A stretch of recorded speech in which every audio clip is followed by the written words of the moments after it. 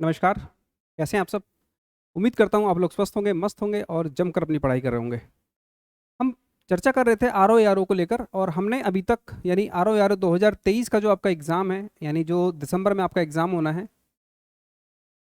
उस दिसंबर के एग्ज़ाम के अकॉर्डिंग यानी 4 महीने की स्ट्रेटजी के अकॉर्डिंग हम डिस्कस कर चुके हैं हिस्ट्री और पॉलिटी। यानी हमने ये देखा कि आपको इतिहास और राज्य व्यवस्था जब भी पढ़ने हैं तो उसके पढ़ने का क्रम यानी उस सब्जेक्ट की क्रोनोलॉजी क्या होनी चाहिए, यानी इंपॉर्टेंट टॉपिक्स को आपको सबसे पहले कवर करना है। उसी क्रम में आज हम बात करेंगे इकोनॉमी की। और इकोनॉमी को थोड़ा सा डिफरेंट सेक्टर के अकॉर्डिंग हम बात करेंगे कि अगर भारतीय अर्थव्यवस्था के 4 सेक्टर हैं, उन 4 सेक्टर में सबसे ज़्यादा प्रायोरिटी आयोग किस सेक्टर को देती है, हम उसके अकॉर्डिंग आज डिस्कस करेंगे। उसी के अकॉर्डिंग अपनी अब जो हमारी स्ट्रेटेजी है उस पर काम करेंगे। सबसे पहले बताऊं कि अगर आपने पीवाईक्यूज को देखा हो, अगर आपने पीवाईक्यूज को फॉलो किया हो तो आपने देखा होगा कि जो आपका ये सेक्शन है यानी ये सब्जेक्ट है भारतीय अर्थव्यवस्था, तो यहाँ पर आयोग द्वारा सवाल पूछे जाने का जो ट्रेंड है, यानी आपसे यहाँ पर करंट से संबंधित सवाल पूछे जाते हैं। यानी मैं अगर इकोनॉमी की बात करूं तो देखिए इकोनॉमी में आप लगभग 70 या 75% ये रेशियो ऐसा रहता है कि जहां इस सेक्शन से पूछे गए सवाल आपके लेटेस्ट अपडेशन से होंगे, यानी 70 से 75 सवाल आपका कहीं ना कहीं रिलेशन होगा उसका करंट के साथ। जैसे बजट की बात करें, सर्वे की बात करें, या कोई भी रिपोर्ट या डेटा, या उसके अलावा अगर मुद्रा बैंकिंग या फिजिकल पॉलिसी, तो इन सब चीज़ों को अगर देखें तो यहाँ पर आपका 30 to 35% या 25% का जो रेशियो है वो स्टैटिक पोर्शन से रहता है। बाकी मैक्सिमम चीज़ें आपको कहाँ ले जानी है, करंट पे। तो आपका ये सब्जेक्ट बेसिकली डिपेंड करता है करंट अफेयर्स पे।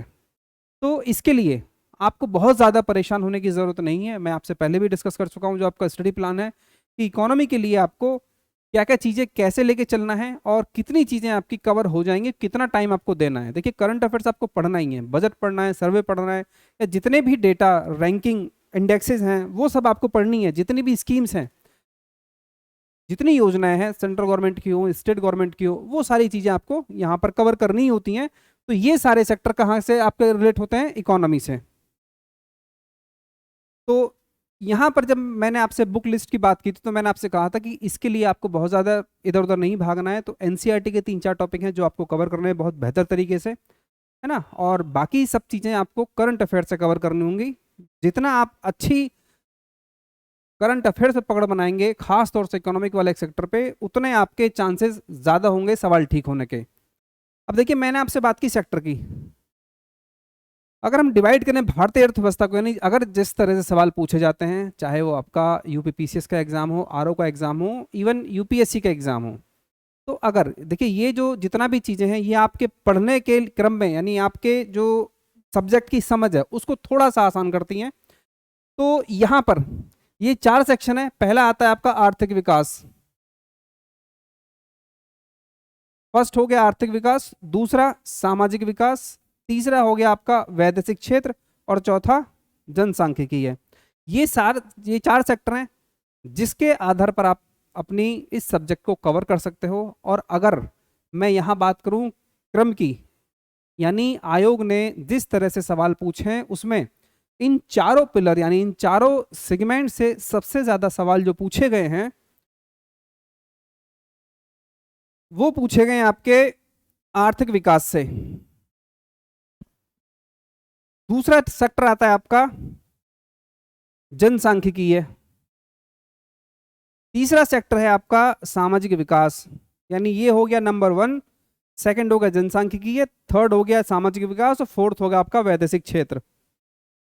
ये 4 सेक्टर हैं। इन चारों सेक्टर के आधार पर आप अपनी तैयारी को आगे बढ़ा सकते हैं, अपने सब्जेक्ट पे पकड़ बना सकते हैं। तो अगर इंपॉर्टेंस की बात करें तो सबसे पहले कवर करना है आपको आर्थिक विकास, और इस आर्थिक विकास के अंतर्गत जो टॉपिक आते हैं, सबसे पहला टॉपिक आता है आपका मुद्रा बैंकिंग। देखिए ये सिलेबस के हिसाब से सबसे पहले नहीं आएगा। अगर मुद्रा बैंकिंग को हमने फर्स्ट प्लेस पे यहाँ अगर इसको पोजीशन दी है तो यहाँ से सबसे ज़्यादा सवाल पूछे जाते हैं। इसलिए सबसे ज़्यादा इम्पोर्टेंट आपका टॉपिक हो गया, अगर मैं ओवरऑल आपके कंप्लीट इकोनॉमी की बात करूं तो सबसे ज़्यादा रोल प्ले करता है आपका मुद्रा बैंकिंग और उसके बाद आपका राजकोषीय नीति एवं राजस्व नीति। ये दो टॉपिक ऐसे हैं जो मेजर सेगमेंट आपका कवर करते हैं भारतीय अर्थव्यवस्था का। थर्ड नंबर पे आता है कृषि एवं संबद्ध क्षेत्र, फोर्थ पे आता है आपका इंडस्ट्री, फिफ्थ पे आयोजना, और उसके बाद ये 3-4 टॉपिक को आप कंबाइंड कर लें तो ये हो गया आपका 6 नंबर पे भारतीय अर्थव्यवस्था का स्वरूप, राष्ट्रीय आय, सतत आर्थिक विकास और तृतीय क्षेत्र। ये आपका आर्थिक विकास से संबंधित टॉपिक हैं और उनकी क्रोनोलॉजी है। 1 नंबर, 2 राजकोषीय नीति, 3 कृषि, 4 उद्योग, 5 आयोजना और 6 होगा आपका ये 3-4 टॉपिक। ये आपका क्रम होना चाहिए इसको पढ़ने के लिए। देखिए मैं आज तीसरा सेशन है आपके इस स्टडी प्लान का, और जो आपकी स्ट्रेटेजी होनी चाहिए 4 महीने की, और मैंने अभी तक थंबनेल पे बेशक आपको दिख रहा हो कि इंपॉर्टेंट टॉपिक्स, लेकिन मैंने अभी तक आपको ये सलाह नहीं दी और ना ही मैं देता हूँ, ना ही आपको करना चाहिए। मैं कभी भी ये नहीं कहता हूँ कि जितना सिलेबस है आपको अगर 10 टॉपिक किसी सब्जेक्ट में, तो मैं ये नहीं कहूँगा कि आप 5 टॉपिक तैयार करके चले जाइए। हाँ, मैं ये जरूर कहूँगा कि इन 5 पे आपकी कमांड बहुत बेहतर होनी चाहिए। बाकी जो 5 जो टॉपिक बचे, इसके अलावा जो 5 टॉपिक बचे हैं, पढ़ के आपको उनको भी जाना है, लेकिन बहुत बेहतर तरीके से आपको जो कवर करना है वो पहले 5 टॉपिक है। यानी मैं अगर यहां बात करूं तो आप 1 2 3 4 मतलब यहां तक ये टॉपिक ऐसे हैं कि आप इन पे बहुत बेहतर तरीके से कमांड करें, क्योंकि जो लास्ट में जिसकी प्लेसिंग हुई है उसका मतलब ये है कि वहां आयोग ने बहुत कम ध्यान दिया है, वहां आयोग ने सवाल बहुत कम पूछे हैं। तो ये हमारा हो गया पहला सेक्टर। इसमें सबसे इंपॉर्टेंट जो टॉपिक है वो है आपका मुद्रा बैंकिंग, और मैंने आपसे पहले भी बात की कि करंट अफेयर्स का यहाँ पर बहुत इंपॉर्टेंट रोल है। राजकोषीय नीति, यहाँ भी करंट अफेयर्स का रोल है। कृषि एवं संबद्ध क्षेत्र, यहाँ भी करंट अफेयर्स से संबंधित क्वेश्चन पूछे जाते हैं। उद्योग क्षेत्र, तो यहाँ भी करंट अफेयर्स से संबंधित डेटा या उससे संबंधित सवाल पूछे जाते हैं। उसके बाद आता है आपका सेकंड सेक्टर, यह है आपका सामाजिक विकास। और इस सामाजिक विकास में जो सबसे ज्यादा सवाल पूछे जाते हैं वो आते हैं आपके रोजगार एवं कल्याणकारी जो योजनाएं हैं, जितनी भी स्कीम्स हैं जो अब तक चलाई गई या अभी रिसेंटली सरकार द्वारा जितनी भी योजनाएं लॉन्च की गई हैं, उन सबसे सवाल यहाँ पूछे जाते हैं। वो सब इस टॉपिक से संबंधित है, क्योंकि ये टॉपिक है हमारा सामाजिक विकास। इसी में आता है आपका गरीबी। तो यहाँ पर ये 2 टॉपिक बहुत इंपॉर्टेंट रोल प्ले करते हैं।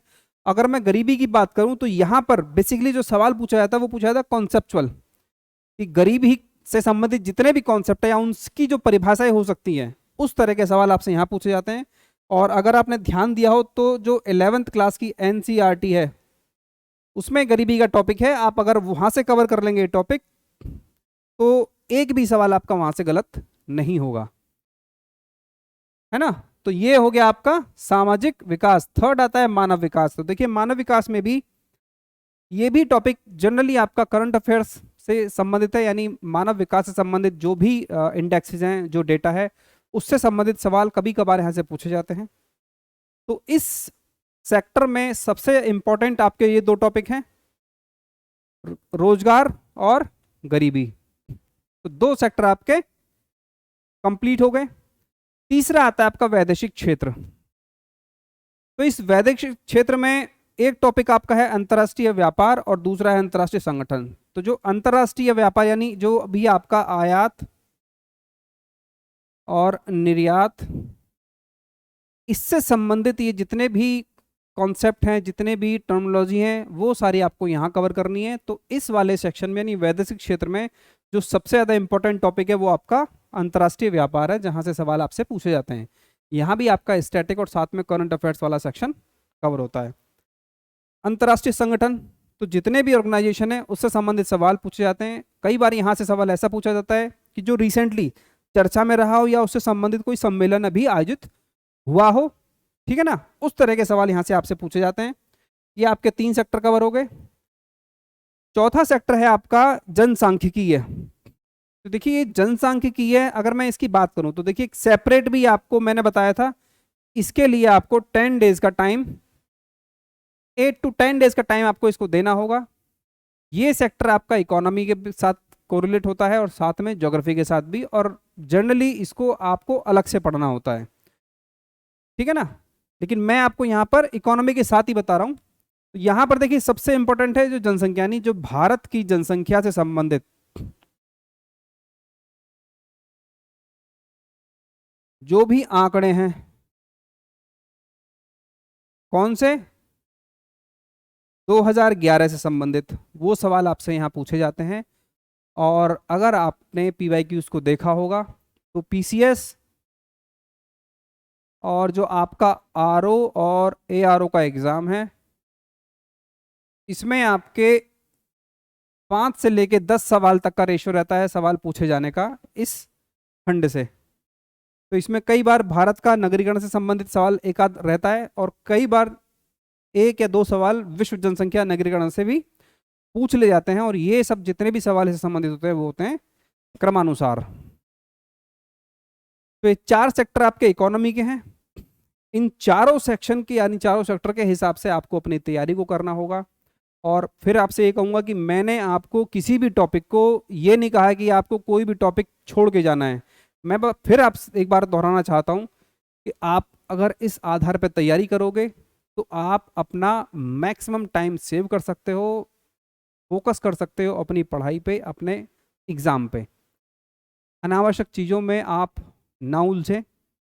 जितना टाइम है, जनरली मैं बात करूं, जो बच्चे जो साथी हमारे जॉब में जिनके पास 5 से 6 घंटे का टाइम है, अगर उन्होंने इसको बेस बना लिया, इस आधार पर उन्होंने सब्जेक्ट यानी ये अगर उन्होंने फिल्टर करके पढ़ाई शुरू कर दी, तो यकीन मानना अंडर टाइम, जो मैंने आपसे बताया कि 100 डेज का जो प्लान है आपका,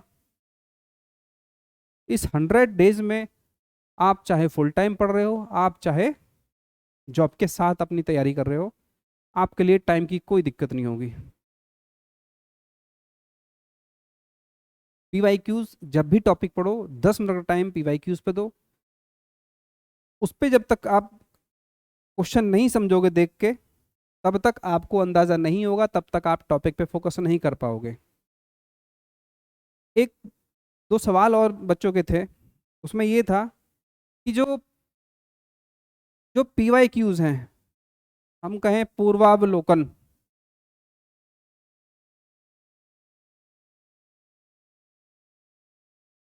देखिए कुछ साल से एक ट्रेंड देखा है खासतौर से यहाँ दिल्ली में।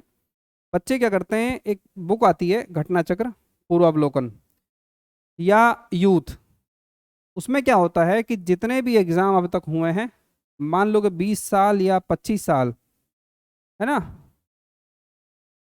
जो भी पब्लिकेशन का वो हो, वो क्या करते हैं, उनको लगता है कि उनकी जो तैयारी है, उनकी जो तैयारी है केवल पूर्वावलोकन के आधार पर हो जाएगी, केवल पीवाईक्यूज को पढ़कर उसका एक्सप्लेनेशन पढ़ के ही काम हो जाएगा।